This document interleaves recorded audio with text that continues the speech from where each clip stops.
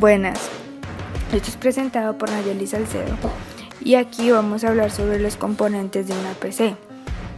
Para poder hablar de los componentes de una PC tenemos que empezar con la motherboard o mainboard, o también conocido como tarjeta madre. Esta tiene varias funciones y todas son importantes. La primera es la comunicación de datos entre los componentes conectados. La segunda es el control y monitoreo de los componentes integrados como el procesador, la memoria RAM, la tarjeta de video, etc. La tercera es la administración y distribución de la energía eléctrica por todo el computador, porque a la motherboard se conecta la fuente de poder, que más adelante se las explicaré. Y por último, la conexión física de diversos periféricos como son el teclado, la pantalla, la impresora, el ratón, la cámara, el escáner, entre otros. Y aquí les tengo una imagen de la mainboard para explicárselas mejor. Lo primero que vemos es el IDE 1 y el IDE 2, que estos nos sirven para conectar los discos duros. Tenemos los conectores de memoria DDR266, que más adelante se las explicaré. Tenemos el conector ATX de alimentación, que aquí también se conecta a la fuente de poder. Tenemos el zócalo de la CPU, que en el zócalo va el procesador, que más adelante se los explico. Tenemos una ranura de USB, tenemos el puerto paralelo, que es donde se conecta la pantalla. Tenemos el puerto joystick MIDI, que aquí también se conecta la pantalla. Tenemos la ranura AGP, pues que se conectan cosas AGP. Tenemos la ranura PCI, que es donde se conectan ya las tarjetas de memoria, las tarjetas como las que son del Wi-Fi y todas esas. Y tenemos el BIOS, que el BIOS es fundamental para iniciar y probar el hardware del sistema y cargar a un gestor de arranque o un sistema operativo desde un dispositivo de almacenamiento de datos. Por eso cuando este BIOS carga con una batería, y cuando esta batería se acaba es que vemos que se descontrola mucho la hora en nuestro computador y tenemos que estarla arreglando y arreglando. Bueno, después de que ya les expliqué toda esta cosita, seguimos con los conectores internos de esta. Y hay dos tipos de conectores: los conectores o interfaces de datos y los electrónicos. Las interfaces de datos se conectan los dispositivos a la placa, y las conexiones eléctricas conectan la fuente de alimentación a los dispositivos, incluida la placa. Todos los dispositivos excepto la tarjeta y las ranuras de expansión se conectan a la fuente de alimentación, ya que las tarjetas reciben la tensión a través de las ranuras de expansión. La fuente de alimentación proporciona la tensión del computador. Aquí les muestro una imagen que nos muestra los discos y unidades lectoras de interfaz de IDE, como les dije anteriormente, en la mainboard, donde se conecta el IDE, y también la fuente de alimentación, que es donde se conecta la fuente de poder, y la disquetera. Así se manejan las cosas. Después tenemos los componentes internos, que cada dispositivo tiene su conexión a la fuente de poder. El conector de la fuente de alimentación o la placa, que es este larguito, que les estoy haciendo zoom para que puedan ver mejor. Tenemos el conector o unidad serial ATA, el conector al dispensadora, el conector de la fuente a discos de unidad de lectores, y con estos cables son los que van desde la fuente de poder hasta nuestra mainboard. Y los conectores externos, pues como ya sabemos, como lo dije anteriormente, son donde se conecta la USB, el ratón, el mouse. Entonces les voy a explicar que los conectores externos permiten la conexión al computador de los periféricos, nombre por el que se conocen a todos los dispositivos externos al computador, como lo son el ratón, el teclado, la impresora, el módem, todo eso. Normalmente se encuentran en la parte trasera del computador, aunque en la actualidad muchos computadores incorporan puertos USB y audio en la parte delantera, para los que utilizan audífonos y para los que tienen trabajos en la USB que necesitan sacarlos de ahí. Seguimos con el procesador. El procesador es un circuito integrado formado por millones de componentes electrónicos. Es la pieza central del ordenador y permite realizar una enorme cantidad de tareas, como ejecutar programas, pues ya que ésta se desempeña como una especie de traductor que toma las órdenes del usuario, las convierte al lenguaje de máquina y les da órdenes a los otros componentes de la computadora para que se ejecuten las acciones que requiere el usuario. Esto se conoce como procesamiento de datos. Como sabemos que las computadoras trabajan así con números, entonces para poder entenderlo es que el procesador toma toda esa serial de números y letras y las convierte en algo entendible para nosotros. Por ejemplo, como expliqué anteriormente, pues se trata de recolectar los datos suministrados por el usuario, traducirlos al lenguaje de máquina y darle esas órdenes necesarias al dispositivo del CPU para que finalice la tarea que ha seleccionado el usuario. Y el procesador es como el cerebro o el punto central del ordenador. Después del procesador, les voy a mostrar aquí una foto que ya la están viendo. Después del procesador vamos a dar a conocer las principales marcas de que en Intel manejan el Pentium, el Quad, el Celeron, el Atom, el Xeon y el Titanium.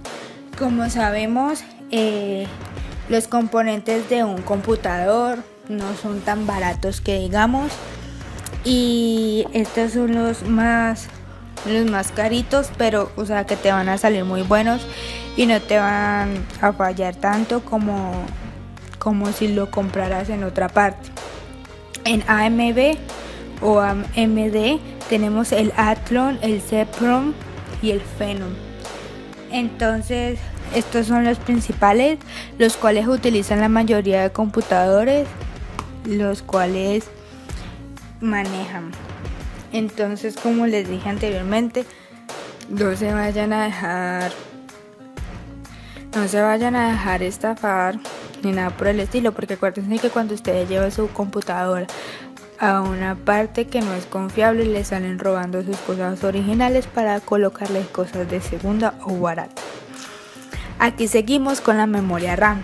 Como lo estaba explicando anteriormente en la mainboard, existen 4 diferentes memorias RAM, que está la SIM, la DIMM o DDR1, la DDR2 y la DDR3.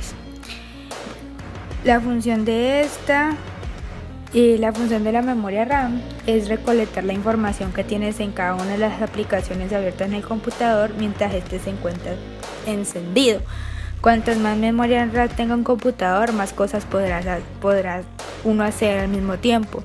Por ejemplo, ustedes han notado que cuando uno abre muchas ventanas en Google Chrome, se pone el computador muy lento, ¿cierto? Entonces, si nosotros tenemos una memoria RAM de mayor, o sea, tenemos muchas memorias RAM dentro de nuestro computador, el computador se nos va a hacer súper rápido, como nos explicaba nuestro profesor de informática un día, que él tenía memorias RAM y discos duros en el computador de él y que prácticamente el computador le perdía en 6 segundos.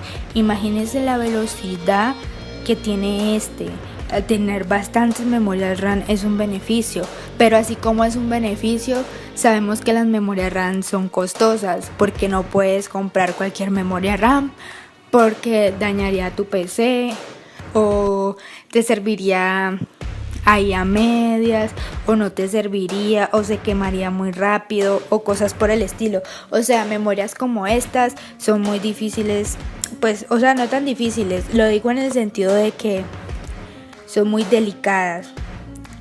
Entonces, como dije anteriormente, hay 4, que son la SIN, la DIN, la DDR1, la DDR2 y la DDR3. No se les vaya a olvidar. La SIN es la primera que salió, que esta tiene un módulo de memoria de única línea de transmisión. Tiene los chips de memoria de un solo lado de la tarjeta.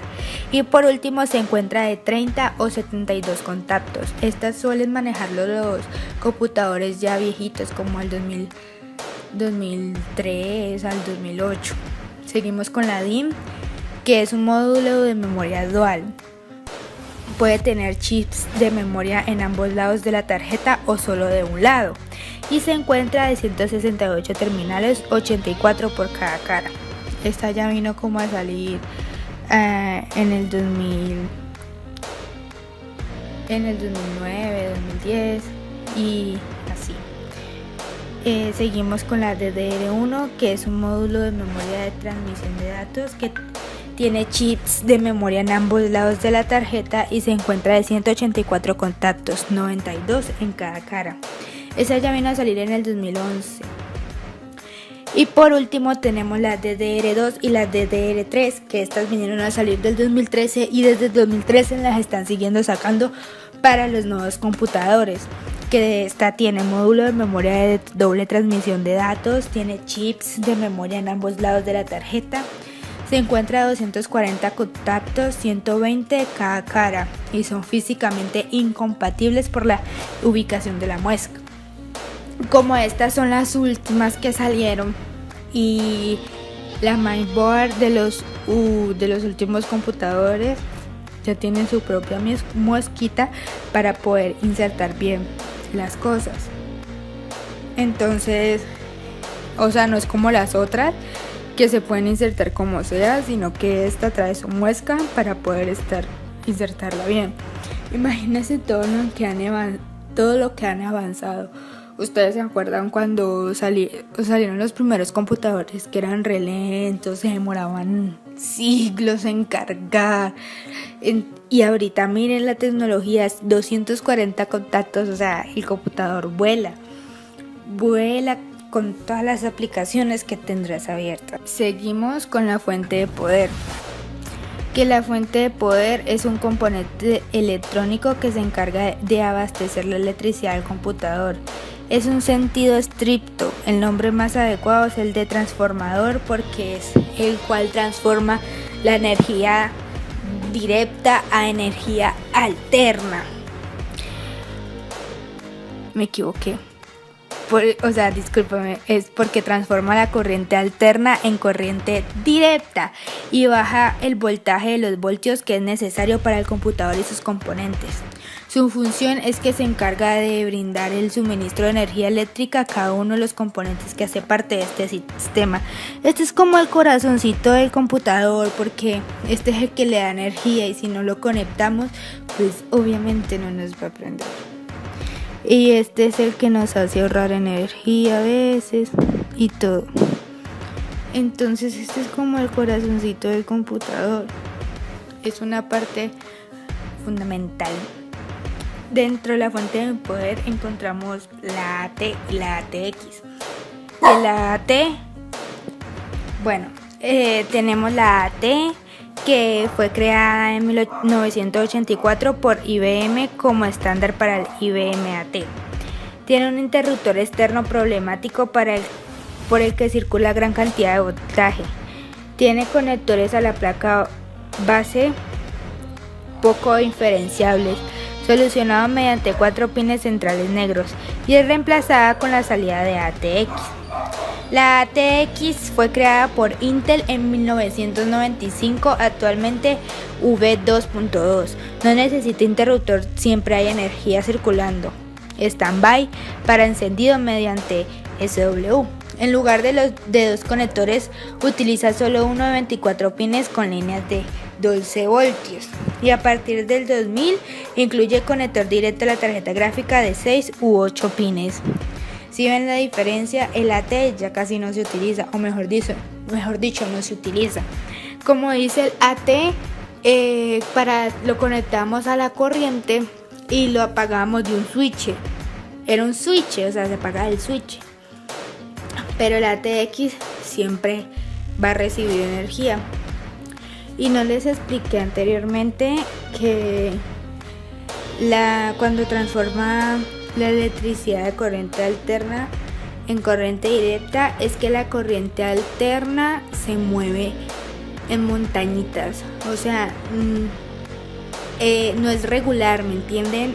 Entonces lo que hace el transformador es transformarla, valga la redundancia, en corriente directa para que le dé energía estable al computador. Bueno, después de esto seguimos con los discos duros, que el disco duro es el dispositivo electrónico donde se almacena toda la información que se procesa en la computadora, incluyendo el sistema operativo y las aplicaciones. Este emplea un sistema de grabación magnético para almacenar los datos digitales y está compuesto por uno o más platos. Estos platos funcionan como un tocadisco. Son 3 platos y en los 3 platos hay una agujita el cual lee la información que tiene esto. Por eso le digo que este es como un tocadisco. Entonces estos platos se unen por un eje que gira a una gran velocidad dentro de una caja metálica que los protege. Aquí les estoy mostrando una foto que está el IDE y SATA. Y la diferencia que hay entre estos es que el SATA utiliza solo 7 pines alineados en una sola fila, mientras que las unidades IDE utilizan un cable de cinta que es una tira súper larga y plana que tiene 3 conectores por el cual viajan los datos. Y este tipo de cable solo se puede conectar a un disco duro y a una unidad de CD, pero como la unidad de CD ya casi no la utilizamos, entonces por eso. Aquí les muestro la diferencia de un disco SATA y de un disco IDE. Si pueden darse cuenta que el cable SATA es mucho más compacto que el cable IDE. Si ven cómo evoluciona la tecnología. ¿Se acuerdan que los computadores eran grandísimos y tenían un poco de maquinaria adentro? Era muy difícil de manejar y miren cómo se ha convertido. O sea, y ahorita un computador lo maneja un niño de 1 año, un niño de 2, 3 años. O sea, así ha evolucionado la tecnología. Seguimos con la configuración de maestro y esclavo. Para configurar el maestro y esclavo, pues para conectar solo se conecta a un conector IDE de la placa base, como es el caso de un disco duro o unidad lectora de CDs o de DVDs. En la placa base hay 2 conectores IDE, uno se llama primario y el otro es secundario. Podemos conectar, por ejemplo, el disco duro al primario y el lector al secundario. La conexión se hace mediante un cable en forma de cinta plana, como se los mostré anteriormente, con una marca roja en uno de los bordes. La marca roja se conecta al pin 1 de la placa y luego a la parte trasera del dispositivo con la marca roja mirando al conector de la alimentación. Si al encender vemos que no detecta el dispositivo, es que hemos cambiado la orientación del cable. Un dispositivo IDE como un lector DVD lleva 3 conectores en su parte trasera, uno para conectar el CDIN de la tarjeta de audio, el ancho para conectar al IDE de la placa y por último el de la alimentación. Además lleva unos puentes que son los jumpers, que estos son los que nos hacen determinar si eres maestro o esclavo para la configuración del dispositivo. La cinta para conectar 2 dispositivos IDE es importante conectarla con cuidado para no doblar los pines. Cuando queremos conectar más de un dispositivo o un solo conector IDE, uno de los dispositivos se debe configurar como maestro y el otro como esclavo. De esa forma, el sistema sabe cuándo la información es para uno u otro dispositivo, puesto que los dos se conectan al mismo sitio en la placa base. La configuración como maestro o esclavo se hace mediante un jumper o puente, como lo expliqué anteriormente. Los discos duros suelen llevar un esquema indicativo. Encima del disco duro, como lo voy a mostrar en esta imagen, puede verse que ahí aparece cuando aparece master y slave, que master significa maestro y slave esclavo, y ahí nos da como la instrucción de cómo se debe conectar el maestro y el esclavo en ese disco duro.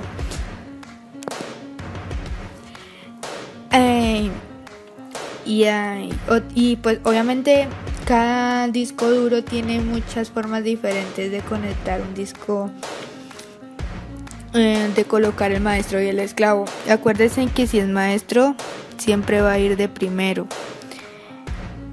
que el esclavo, no se les olvide eso. Y ya, si tienen dudas o inquietudes sobre no se les olvide dejarme en los comentarios. Y esto fue todo. Gracias por prestarme atención y espero no haberlos aburrido con mi presentación. Mi nombre es Nayeli Salcedo y esta es mi recuperación de grado 11 de informática. Y acuérdense que cada vez la tecnología crece más y más y no debemos dejarnos consumir por ella, porque es el peor error que podemos consumir. Muchas gracias. Hasta la próxima.